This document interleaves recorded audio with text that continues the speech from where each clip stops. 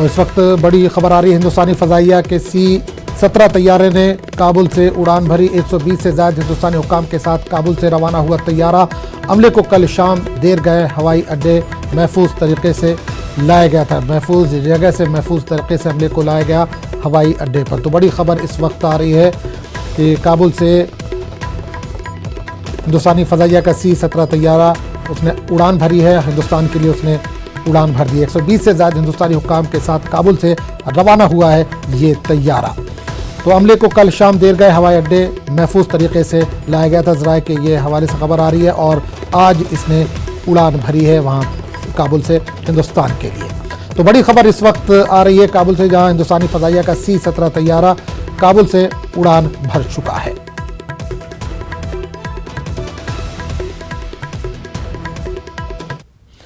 अफगानिस्तान के साबिक सदर हामिद करज़ई, डॉक्टर अब्दुल्ला और गुलबदीन हिकमतयार कतर के दारुल हुकूमत दोहा में तालिबान रहनुमा के साथ अबूरी हुकूमत के लिए मुज़ाकरात करेंगे। इसके लिए तीनों अफगान लीडर दोहा जा रहे हैं। इससे कबल ये तवक्को की जा रही थी काबुल में सदारती महल पर कब्जे के बाद मुल्ला बिरादर समेत तालिबान रहनुमा दोहा से काबुल पहुंचेंगे।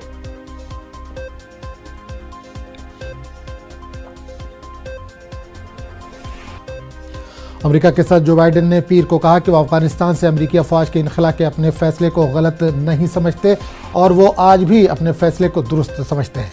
जो बाइडेन ने कहा कि इन्हें इस साल अमेरिकी फौजियों के इनखला के लिए पहले तयशुदा मुआहदे पर कायम रहने या हज़ारों मजीद सर्विस मेंबरों को अफगानिस्तान में तीसरी दहाई की जंग के लिए वापस भेजने के दरमियान इंतखाब का सामना करना था। जो बाइडेन ने कहा कि वो माजी की गलतियां नहीं दोहराएंगे और इनखला के साथ आगे बढ़ने के अपने फैसले पर अफसोस नहीं करेंगे।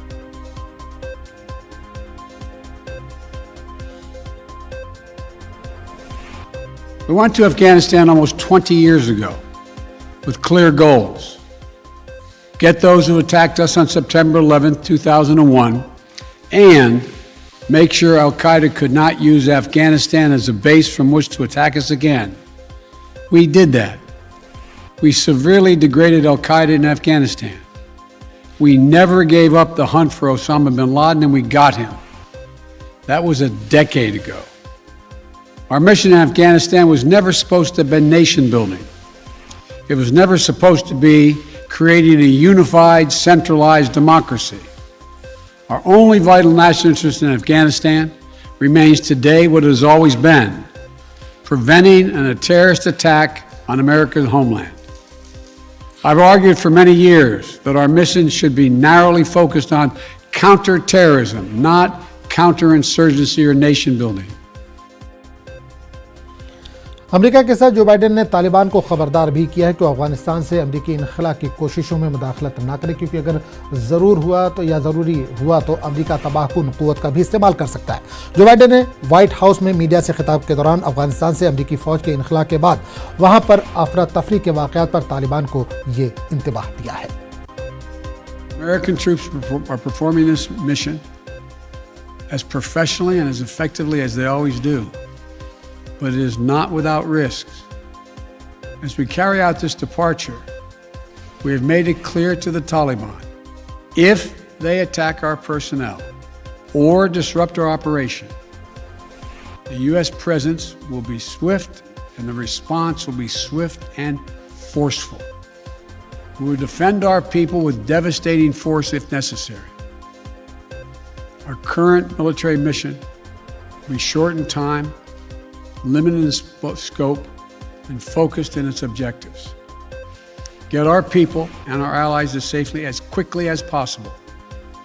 And once we have completed this mission, we will conclude our military withdrawal. We will end America's longest war after 20 long years of bloodshed.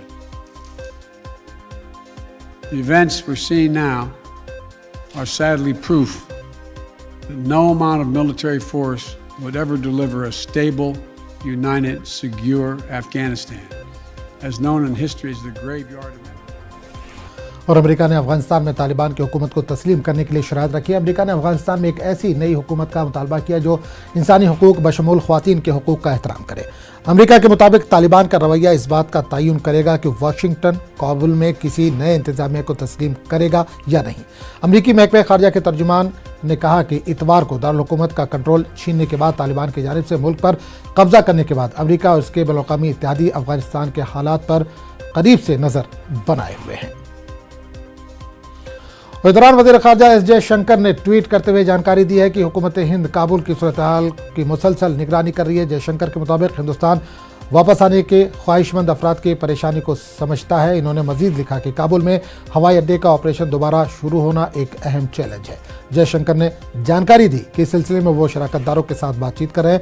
वज़ीर ख़ारजा ने अफगानिस्तान में फंसे हिंदुस्तानी शहरियों को मदद के लिए फ़ोन नंबर 9717785379 ये जारी किया है और इस पर आप राब्ता कर सकते हैं।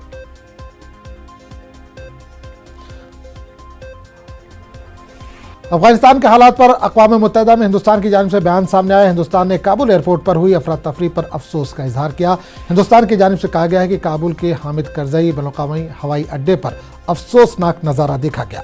अफगानिस्तान में लोग दहशत में हैं, ख्वातीन और बच्चे परेशान हैं। वहीं कहा गया कि सिक्योरिटी की हालत गैर यकीनी बनी हुई है। वहीं हिंदुस्तान ने कहा है कि सलामती काउंसिल को फौरी तौर पर तशद्दुद के खात्मे के लिए कार्रवाई करनी चाहिए, क्योंकि अफगानिस्तान की मौजूदा सूरत हाल भारत के लिए तशवीश का बाइस है। अफगानिस्तान के साबिक वज़ीर दाखिला अली अहमद जलाली को अबूरी हुकूमत का सरबराह मुकर्रर किए जाने की बात अफवाह पर मुश्तमिल थी। खुद अली अहमद जलाली ने इस खबर की तरदीद की है। इन्होंने ट्वीट करके लिखा कि सोशल मीडिया पर अफवाहों का बाजार गर्म है। मुझे अबूरी हुकूमत का सरबराह मुकर्रर किया गया है, ये झूठी खबर है। मुझे इस तरह की कोई पेशकश नहीं की गई और हकीकत तो यह है कि मुझे इस तरह के काम में कोई दिलचस्पी ही नहीं है। अफगान फौजी तैयारा उज़्बेकिस्तान के अंदर गिरकर तबाह हो गया। ये मालूमात वस्त एशियाई मुल्क की वज़ारत दिफा ने दी है। उज़्बेकिस्तान की वज़ारत दिफा के तर्जुमान बोखरम जुल्फ़िकारोफ ने इस खबर की तस्दीक की। इन्होंने कहा कि फ़ौजी तैयारे ने गैर कानूनी तौर पर उज़्बेकिस्तान की सरहद अबूर की थी। फ़ौजी तैयारे में सवार अफराद शदीद तौर पर ज़ख्मी हुए हैं। इस मामले में तहकीकात की जा रही हैं। मीडिया रिपोर्ट्स के मुताबिक ये वाक़या इतवार को जनूबी सूबे सरखुंदारियों में पेश आया, जिसकी सरहद अफगानिस्तान के साथ मिलती है। इस वक्त बड़ी खबर आ रही है, हिंदुस्तान अफगानिस्तान से अपने सफ़ीर को वापस बुला रहा है। मौजूदा हालात के तनाजुर में हुकूमत ने यह फैसला लिया है। सिफारत खाने का अमला भी फौरी वापस मुल्क आएगा। वज़ारत उमूर ख़ारजा के तर्जुमान ने यह जानकारी दी। तो बड़ी खबर इस वक्त आ रही है कि हिंदुस्तान ने अफगानिस्तान से अपने सफ़ीर को वापस बुला लिया है। मौजूदा हालात के तनाजुर में हुकूमत ने यह फैसला लिया है। सिफारत खाने का अमला भी फौरी वापस मुल्क आएगा। वज़ारत उमूर ख़ारजा के तर्जुमान ने इस ताल्लुक से जानकारी दी। इस पूरे मामले पर बात करने के लिए हम सीधे रुख करेंगे दिल्ली का, जहां से नुमाइंदे शैलेंद्र वांगू जुड़े हैं। शैलेंद्र, इस वक्त एक बड़ी खबर आ रही है कि हिंदुस्तान अफगानिस्तान से अपने सफ़ीर को वापस बुला रहा है। इसके अलावा जो भी अमला है उसको भी, सिफारत खाने का जो अमला है उसको भी फौरी वापस बुलाने की तैयारी है। बिल्कुल, आपको बता दें कि जिस तरह के हालात अफगानिस्तान बने हुए थे, ये लगभग तय था कि काबुल से भी इंडियन एम्बेसडर को और इंडियन स्टाफ को वापस बुलाया जाएगा।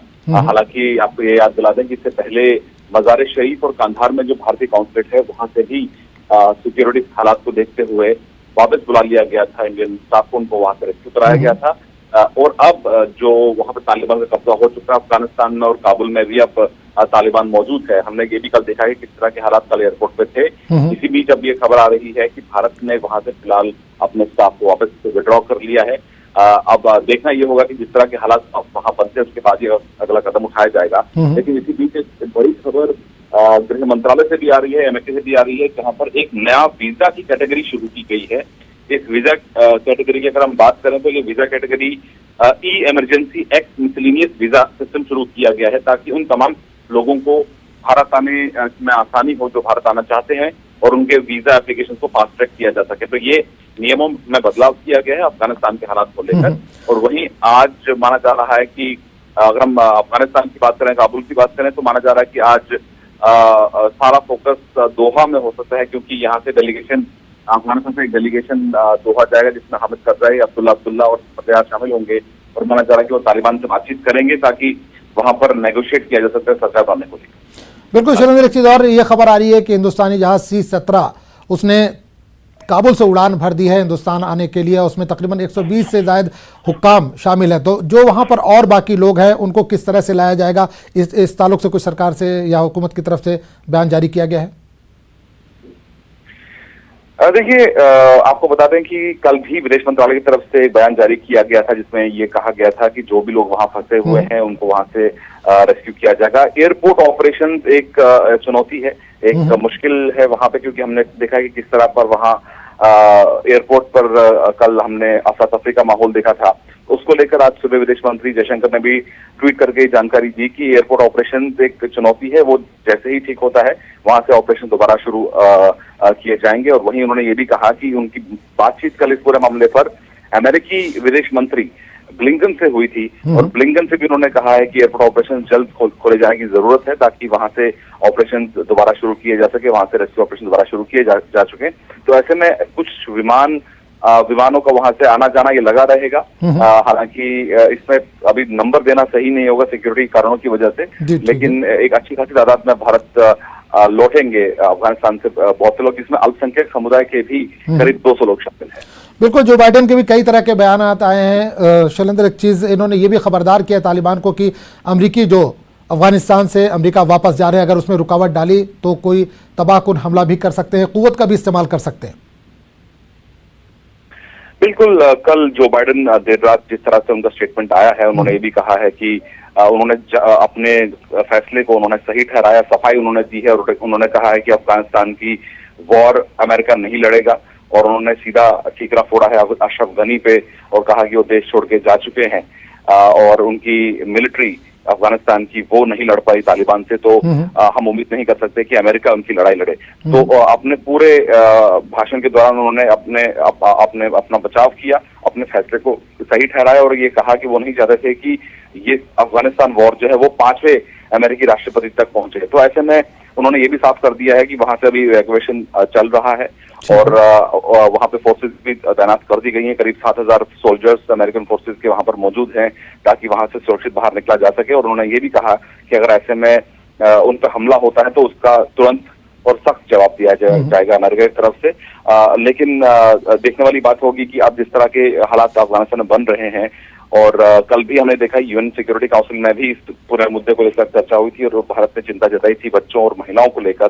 तो ऐसे में आगे का रुख क्या होगा इन तमाम मुल्कों का, क्योंकि अभी तक सरकार वहां बनी नहीं है और सरकार अगर ऐसी बनती है जिसमें सभी वर्गों को, सभी सेक्शंस को शामिल किया जा सके, तभी भारत और बाकी देश जो है वो उसको मान्यता दे सकते हैं। लेकिन कुछ ऐसे देश हैं जिसमें रूस और चीन है, वो कहीं ना कहीं उनका रुझान दिख रहा है, तालिबान के साथ खड़े दिख रहे हैं वो। जी। बिल्कुल, अमेरिकी सदर ने भी कल ये कहा है कि अगर हम तस्लीम करेंगे तालिबान हुकूमत की, जिसमें ह्यूमन राइट्स का खासकर ध्यान रखा जाए और ख्वातीन के जो हुकूक है उनको अगर ध्यान में रखा जाए, तभी हम तस्लीम करेंगे। बिल्कुल, क्योंकि अगर हम तालिबान के ट्रैक रिकॉर्ड की बात करें, 1990 के दशक में जिस तरह के हालात रहे हैं अफगानिस्तान में, और महिलाओं के राइट्स की बात करें, अल्पसंख्यक या माइनॉरिटीज के राइट्स की बात करें, लड़कियां स्कूल नहीं जा सकती थी, महिलाएं काम नहीं कर सकती थी, उन तमाम चीजों को अगर देखा जाए तो इस तालिबान से जो दोबारा वहां पे वापसी हुई है उससे दहशत अभी भी बहुत है लोगों में। इसलिए जो हमने कल तस्वीर देखी एयरपोर्ट पे कि किस तरह से लोग जहाज के पंख पर बैठकर भी अफगानिस्तान से बाहर निकलने के लिए कोशिश कर रहे हैं। लेकिन अब क्योंकि तालिबान ये खुद कह रहा है कि वो बदला हुआ तालिबान है, लेकिन जिस तरह का ट्रैक रिकॉर्ड रहा है तालिबान का पहले, उसको देखते हुए भरोसा फिलहाल नहीं किया जा सकता। और ये भी कहा जा रहा है अफगानिस्तान के एम्बेसडर की तरफ से भी कल यूएनएससी में कहा गया कि वहां पर अभी से लोगों की पहचान की जा रही है और उन लोगों की पहचान की जा रही है जो सरकार के साथ काम कर चुके हैं, सिक्योरिटी फोर्सेस के साथ काम कर चुके हैं, तो जान को खतरा है। तो कुल मिला के अभी ये कहना बहुत जल्दबाजी होगी कि वहां की सरकार का क्या होगा, वहां पे सरकार कैसे बनती है। हालांकि जैसे मैंने आपको बताया कि अफगानिस्तान से डेलीगेशन आज दोहा जा सकता है, जहां पर उनकी मुलाकात मुल्ला बरादर से होगी और उसके बाद गवर्नमेंट फॉर्मेशन को लेकर प्रोसेस आगे बढ़ेगा। लेकिन अगर इंक्लूसिव गवर्नमेंट बनती है जिसमें सभी सेक्शंस को अगर जगह मिलती है, तो शायद वर्ल्ड लीडर्स जो है, वर्ल्ड कम्युनिटी जो है, वो इस सरकार को रिकॉग्नाइज करे। लेकिन फिलहाल सबकी प्रायोरिटी यही है कि सभी अपने नेशनल्स को, अपने ऑफिशियल्स को अफगानिस्तान से सेफ निकालना है। बिल्कुल, चलिए शैलेंद्र, बहुत बहुत शुक्रिया। वज़ीर-ए-आज़म नरेंद्र मोदी आज टोक्यो 2020 पैरालंपिक गेम्स में हिस्सा लेने वाले हिंदुस्तानी पैरा एथलीट्स टीम के साथ वीडियो कॉन्फ्रेंसिंग के जरिए बातचीत करेंगे। इन खेलों में इस बार भारत से 54 पैरा एथलीट्स 9 मुख्तलिफ खेलों के मुकाबलों में मुल्क की नुमाइंदगी के लिए टोक्यो जा रहे हैं। वज़ीर-ए-आज़म के साथ वज़ीर खेल अनुराग ठाकुर भी इस प्रोग्राम में शामिल होंगे। ये पैरालंपिक गेम्स टोक्यो में 24 अगस्त से 5 सितंबर तक खेले जाएंगे। आपको बता दें कि 8 अगस्त को खत्म होने वाले टोक्यो ओलंपिक गेम्स में हिंदुस्तान के खिलाड़ियों ने अब तक की बेहतरीन कारकर्दगी दिखाई थी। भारत ने इन खेलों में 1 सोने समेत तमगे जीते थे। अब मुल्क को पैरालंपिक खेलों में हिंदुस्तानी खिलाड़ियों से ज़्यादा तमगे जीतने की उम्मीद है।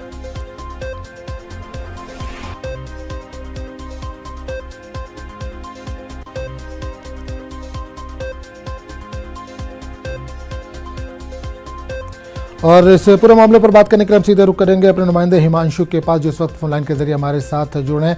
हिमांशु, एक अच्छी खबर है, आज पीएम से टोक्यो 2020 पैरालंपिक गेम्स में जो हिस्सा लेने जा रहे हैं हमारे खिलाड़ी पैरा एथलीट, आज उनसे वीडियो कॉन्फ्रेंसिंग के जरिए बातचीत करेंगे।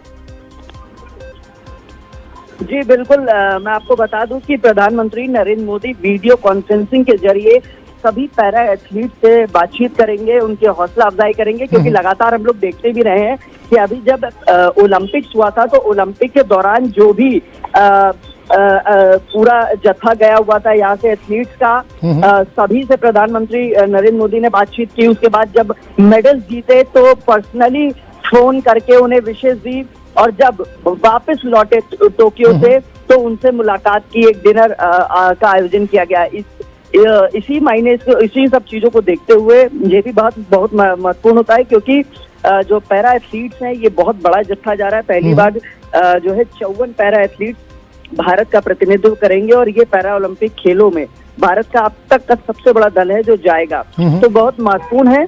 और प्रधानमंत्री नरेंद्र मोदी सभी लोगों से वीडियो कॉन्फ्रेंसिंग के जरिए बातचीत करेंगे और सभी की हौसला अफजाई करेंगे, और देश के लिए पॉजिटिव नोट से खेलने और मेडल जीतने की बातचीत की जाएगी। जी बिल्कुल हिमांशु, एक चीज और जानना चाहेंगे, ओलंपिक गेम्स में हिंदुस्तान ने इस बार अब तक का सबसे अच्छा प्रदर्शन किया, सबसे अच्छा मुजाहरा किया। अब पैरा एथलीट्स जा रहे हैं, कितनी उम्मीद हम इनसे रख सकते हैं, क्योंकि इस बार सबसे बड़ा जत्था जा रहा है, आपने बताया 54 खिलाड़ी जा रहे हैं, तो कितनी उम्मीद है?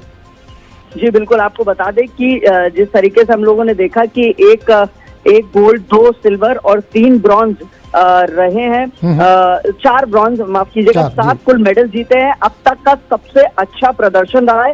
यही उम्मीद के साथ, इसी पॉजिटिव नोट के साथ जो पैरा एथलीट्स है वो भी जाएंगे, और उम्मीद है कि बेहतर प्रदर्शन करेंगे, क्योंकि अब तक का सबसे बड़ा प्रतिनिधित्व 54 खिलाड़ी जा रहे हैं।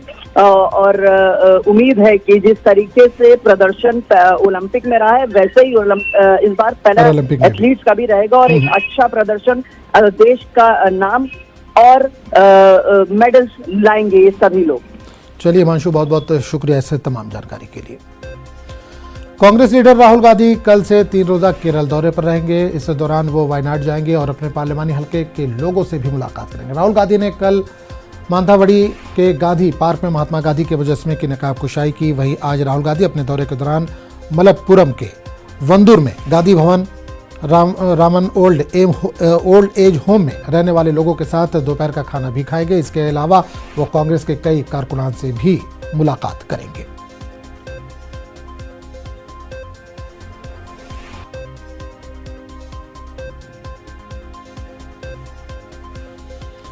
कोरोना वबा के दौरान बाहमी इमदाद इन्हिसार का जज्बा मुस्तहकम हुआ। मुल्क इस वबा से मुत्तहिद होकर मुकाबला कर रहा है। टीकाकारी के ऐलान के बाद हम बेहतर ताउन करें, जिससे हम कोरोना को मात देने की जानिब कदम बढ़ा सकें। नेटवर्क के टीम इस मुहिम में हर कदम पर आपके साथ रहेगा। जब तक सभी महफूज नहीं, तब तक कोई महफूज नहीं होगा। इसी सोच की बुनियाद पर हमारी मुहिम संजीवनी का मकसद ये यकीनी बनाना है कि वैक्सीन पाना सभी हिंदुस्तानियों का हक है।